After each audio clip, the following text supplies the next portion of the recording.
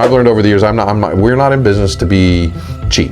Yeah. We're in business to be the best and give you a good experience. Our experience in the industry is what creates a good experience for our client, because we know what we're doing. If you have a set of plans, we can go one direction with it. If you don't have a set of plans, we go another direction in project development. You say yes and write a check. So I am now ready to build a custom home. What on earth is the process of building a custom home in San Diego? Stan the Man Getchman, good to see you again. All right, so guess what, guys? We are going to learn that exact process. We're working with Stan. Take us through. Okay, well, this is building a home is a process, and you want to have somebody on board with you outside of a design team that really understands the process. Now, this is how we do it. Doesn't mean this is how everyone does it. Yeah. But this is what we found works the best for us. So we're not saying there's not other ways to do it. And you've been around how long? 15 years. Okay, so it works. I mean, more than that, but currently what we're doing, yes. So but it totally works. It's nothing. It works well, and it's a process that it builds confidence for the client, right? Yep. So the people that want the homes built, they know it's going to be grueling. Okay, most of them going in, they're not looking forward to the process because they've heard so many things about contractors, and it's a stigma we're always fighting, which I've mentioned before. But if there's a process involved, and you work with a company that believes in systems, we use systems to run our business. Okay, and we workflow everything internally so that we can workflow the project, which allows us to run it efficiently. Okay, and the communication is workflowed. Yeah, we have these benchmarks. So we have a process that from the day one. Joe, you bought a piece of land, or you bought it's got a home on it or it doesn't. You have this vision for it. You come to us whether there's a pathway that you've either already got a design team involved, or you come to a contractor and have that you want design build, right? So you come to us. We have a three-step process. Okay, so we have the first phase, which is we call it OPI phase, which is opinion of probable investment. So you come to us, however you find us, whether it's referral, you find us online or something, or YouTube. Or YouTube, social media, however, but you found us and you've called and you've talked to myself or one of our sales staff. And so we talk through, we'll meet you at the site so we can take a look at existing conditions. Like I said, if there's a home there or if it's been scraped already, it's just a blank lot, which there aren't a lot of left these days, but they're still there.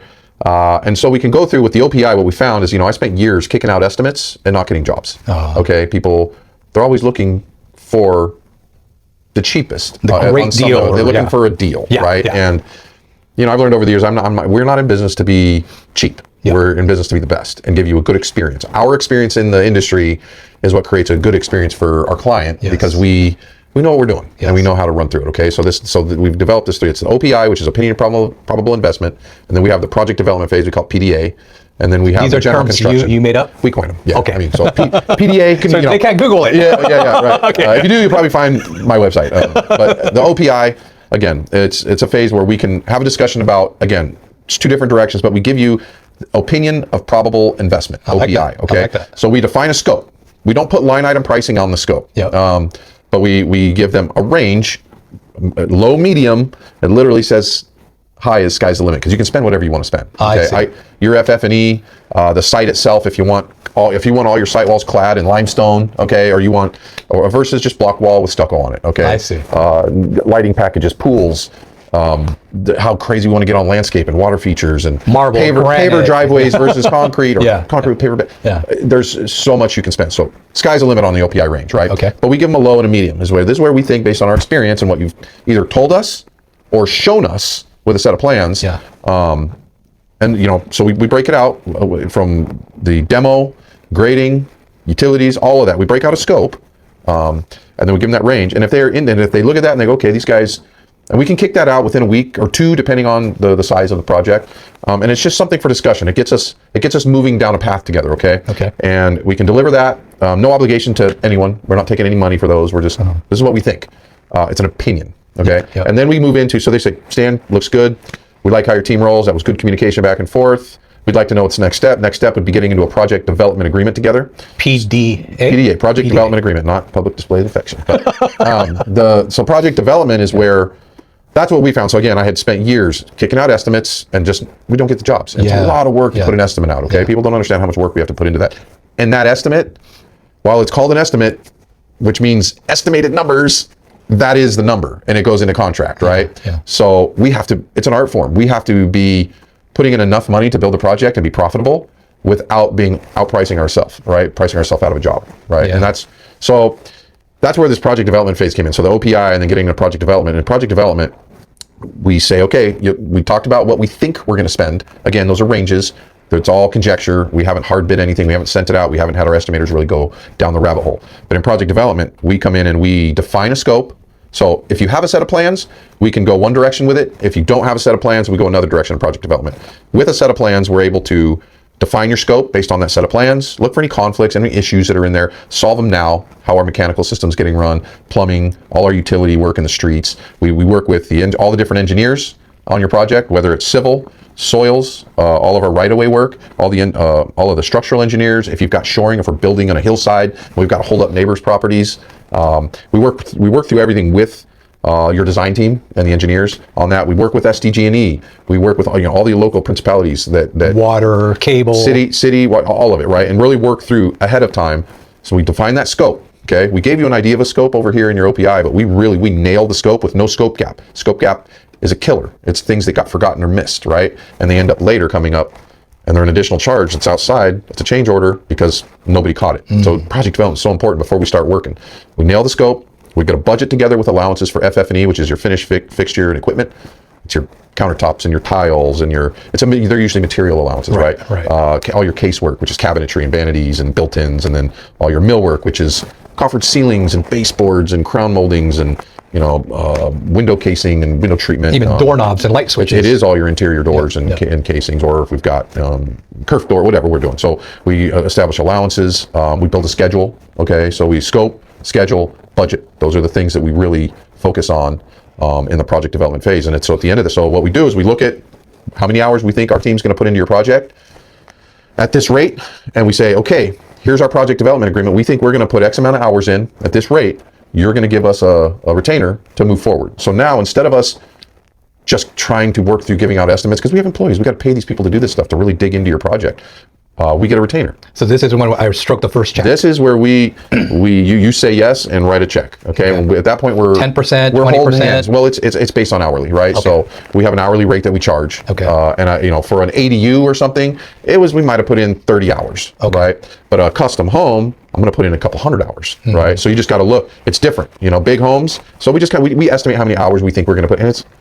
We're not really getting paid for everything that we're going to do, but what it does is it establishes that the client is willing to work with us. He's got skin in the deal. There's skin in the game. Yeah. Okay, so we put all our resources at their disposal, right? Nice. And we go hard to get everything nailed, figure everything out, and at the end of that project, so they give us the check, we go, okay, and then we get involved with everything. We define all the scope, schedule, budget. We get it nailed, and at the end, that's what we present. Those are the deliverables.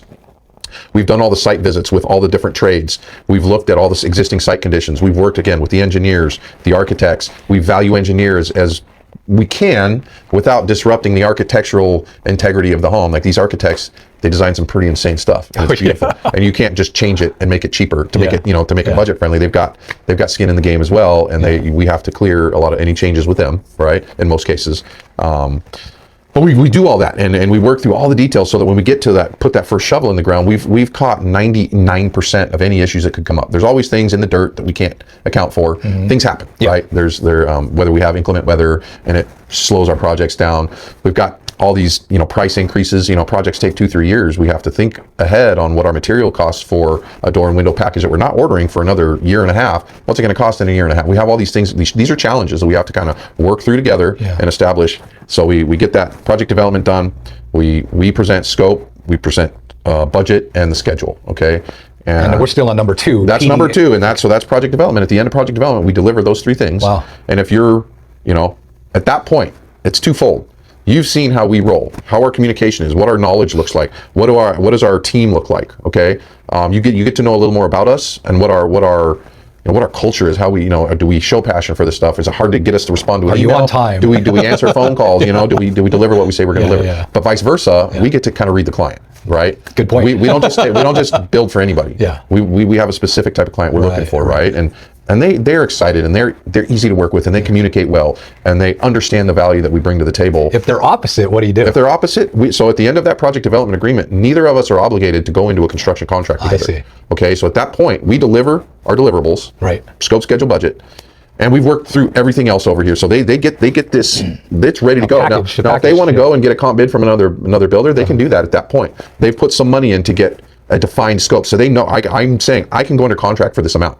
Now, if they want to go get another bid, go get another bid. But we've never had someone go from project development and not move forward with us on a project, unless there was another condition that, for some reason they didn't want to move rough forward. Number for that phase? For project development? Yeah, that's a rough number. It can be $3,000, it can be $25,000. Okay. Now that doesn't, and again, if you've come with a set of plans. If you need an architect and all your engineers and all that planning done, we don't in-house an architect, an engineer, or any of that stuff. So, most builders don't. They call themselves design build, but nobody is actually on staff. They just have professionals that they like to work with, Yeah. And so, which is the case for us. So we'll set you up with our preferred architects. Okay. That depending on the project, we know who to set you up with. We'll work with you on if you have someone that you think you've gotten referrals. Yeah. We're always open. We've worked with a lot of different architects and engineers over the years. Excellent. So we'll work with whoever you want. But again, that's part of the process. At the end, if we think you got a design team, we're going to tell you it's sketchy. You're getting what you're paying for. Because there's some architects that are there to it's form following function, function following form, right? So are they design heavy? Are they just trying to get you something that fits the need? Well, I need 3 bedrooms and 2 bathrooms. I need a rooftop deck. I need a driveway. I need a big balcony. Or do they give you something that's like, okay, you need that, but the property wants this. Right. The existing conditions want this, and they make this design. They tie it into the existing home. They put more thought into the form. Right, so those people typically charge a little more because they're going to give us all the elevations we need inside, interior elevations, kitchen elevations, all the cabinetry that's elevated. Like, you can pay a lot for an architect, you can pay a little for an architect, right? But then you have an interior designer that's going to need to step in at some point if your architectural firm doesn't offer the interior design side, right? So those are all the things we work through, right? So if you're going that route, we need to bring somebody in to help you get it designed. Then that's a different price, right? So it really is. If you come to us with a set of plans versus without, there's just more hours we have to put in over here to take what's in your head and get it onto paper, and then take it and get it permitted, right? So what's third phase? What's the last phase? Third phase is the general construction. Okay. That's when we build it, right? Okay. So we've gone through all the work in the first 2 phases to, initially just to decide if we think we're on the same level where we think the budget's going to go and what the needs are for the project. Second phase, we've said, okay, let's hold hands. We're kind of holding hands at that point. We get into the project development phase. We go back and forth. We work through to get to a point where we've got a package. I know I can build that for you for this amount. Okay. We've gotten either a permitted set of plans, or we already had it permitted. We get them drawn. Right. We'll get to the end of the phase. We've presented our scope, schedule, budget to you, and then you'll say, okay, looks good. You'll sign the estimate. You'll approve it. And then once people will approve those before we actually have permits. Right. We'll have some caveats, and then we don't like to go under contract. So you've approved an estimate, but we don't go under contract until we have permits. Usually, that second phase, how long from? Can be, again, for a custom home, that phase, again, depending on where it's being built. If we've got a coastal commission that we have to deal with, HOAs to deal with, any CC&R. And then again, your design team. How responsive is the client to when we have our design meetings and we need them to make decisions, right? Make decisions on FF&E or just overall layout of the home, the architectural design of the home. Could be a few months then. Could be a few months. So these bigger homes, they can take 2 years, okay? And then before you submit, okay? And it's because there's so many things. We're not just dealing with, I want to build a home there. It's, can you build a home there? Can you build what you want there? Right. So there's feasibility that we have to kind of work through. And also the neighbors, if you go too high. Getting approval, especially in these higher end neighborhoods. Now you're blocking my view. You always have to work through an architectural review hearing of some sort, story poll, everything. These things take time. Yeah. So that's another thing. You want a builder who can execute these things for you in a timely fashion, knows what's coming before nothing's a surprise. Right. Okay. And that's where we've been through it all. Nice. We're not perfect, mistakes were made, but lessons were learned, and third phase, do you have an acronym for that one? that's just our general construction, Gen Con. Get to work. We call it Gen Con internally. Gen Con? Gen Con, general construction. But that's the phase where we break ground and we build. Gen Con. And GC. We get to the end of that, and throughout that process, heavy communication with clients. We use, we have a CRM that we use called Builder Trend. Yep. Changed my life. It's just one of these products that's it's a platform that allows for the client to see what's happening. So if this is your second home and you live somewhere else in the States or out of the country, you can watch your project. You can communicate with us on your project. All your billing can run through there. You see all the scheduling. Yeah. You get daily logs. Weekly, we do weekly wrap-ups for the client to actually see. You wouldn't want to get all of our daily internal logs because you would be getting pinged daily. Because it'll be anybody that steps on your job site from our company puts a log in. Wow. Even if 3 different people visit from our company, your job site that day, they all put in a log, right? Okay. Now it's not Now we are non-performing general contractors. As a builder, we don't. What does that mean? So it means we don't staff the people that swing the hammers. Okay, we staff people that manage the construction process. Okay, and so we sub everything. So you get an expert in every trade on your home. They're priced better. They're quicker because they know that's all they do is drywall. All they do is electrical. All they do is plumbing. All they do is framing. Okay, that we're not. But we sub all that. So our relationship and liability wise, they're all licensed, bonded, insured. They all have their safety plans, and they all are OSHA compliant, and because we require that. So you're kind of like a GM on a baseball team getting the championship players. Absolutely. We've spent years finding our subs. Okay, and every now and then we'll run to a project that has a new something we haven't done. It's rare now, you know, but every now and then it'll be like, oh, I haven't seen that before. But we'll go find it. So we'll interview subs. We'll go get referrals from other contractors, or because as a builder, I've got friends that are builders. Okay, that they're assets. They're not competition in our book. We work together. We do cool things in the community together, and so we'll go to them if we need to fill in a gap with a trade we haven't seen. But again, I don't really get much of that anymore. Right? We've built some pretty amazing stuff. That was so cool. That was a great process. It sounds like a mouthful, but the idea is that it's organized. Okay, and it's systemized. We systemize the business, so everything's workflowed. Whether it's a system workflow working inside of our softwares, or if it's a process workflow. So like that OPI, we have a full process workflow all the way. We have a pre-sales workflow that's a process, how it goes from the time a phone call comes in, how that lead runs through our systems, follow-up phone calls, follow-up emails, site visits, all workflowed. OPI, project development, general construction, all of those have process workflows. And then there's hundreds of system workflows inside of those processes that we're big on systems. And that's why, when we're building homes for people that want a 10 to 20, 5, 10, 20, $30 million home, typically, you're dealing with somebody that's been an entrepreneur or is an entrepreneur on some level. They know the value of somebody that works inside a system. I love it. Have you ever heard of Gino Wickman or the book Traction? I have not. Okay, well, check this out, guys. Pick up that book, because if you're watching this, you're probably a visionary, a V.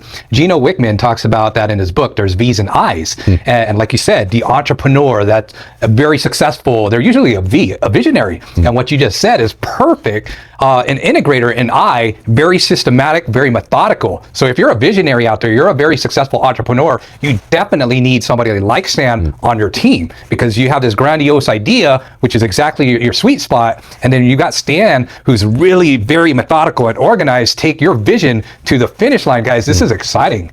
Yeah, that's great. Well, thanks for sharing today. Absolutely. That is awesome. Stan, what's the best way to get a hold of you? You can send me an email, stan@constructionsd, as in San Diego.com. You can hit our website, constructionsd.com. We've got a discovery there you can fill out. You can call me, 858, my cell, 858-342-8106. Call me anytime. Beautiful. Text me, call me, whatever. And lastly, you mentioned a software. If you're listening, what was that software? Buildertrend. Buildertrend. So Buildertrend. And that was just a free plug-in, Buildertrend. Yeah. And we'll break down Buildertrend another day, and how we use it, and how we workfloed it, and how it works best for us, and how our clients. Yeah, I'd love to see that. So maybe we could take the big screen. So guys, keep watching, subscribing. Stan is the man. Thank you. See you guys later.